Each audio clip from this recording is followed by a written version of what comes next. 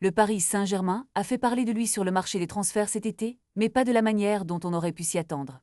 Avec une dépense totale de 103 millions d'euros, le club de la capitale a enregistré l'arrivée de Lucas Chevalier en provenance de Lille pour 40 millions d'euros et de Ilia Zabarni, recruté à Bonn-Ems pour 63 millions d'euros. À première vue, ces deux signatures semblent indiquer une stratégie prudente pour un club qui a l'habitude de dépenser des sommes astronomiques.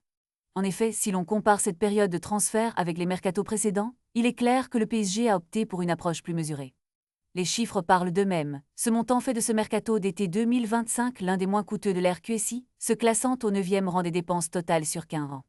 Pour mettre cela en perspective, il est intéressant de noter que les étés de 2023, 2017 avec Neymar et 2018, avec les transferts de Kylian Mbappé et Silo Kéré, ont vu des investissements nettement plus élevés. La dernière fois que le PSG a connu un été aussi calme en termes de dépenses remonte à 2020 et à l'époque marquée par la pandémie de Covid-19, où Mauro Icardi avait été la seule recrue significative. Le club parisien a également dû naviguer dans des eaux troubles, avec la possibilité d'un départ de Gonzalo Ramos, ce qui pourrait inciter à la recherche d'un attaquant polyvalent. Cependant, la tendance actuelle semble indiquer que le PSG se concentre sur l'intégration de ces nouvelles recrues plutôt que sur une refonte complète de l'effectif.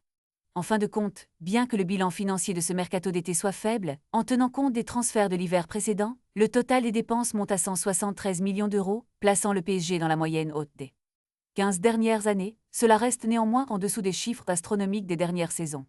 Les supporters doivent donc garder un œil sur les prochains mouvements, car avec deux renforts payants déjà en place, l'avenir du club pourrait être influencé par des décisions stratégiques lors des prochaines fenêtres de transfert.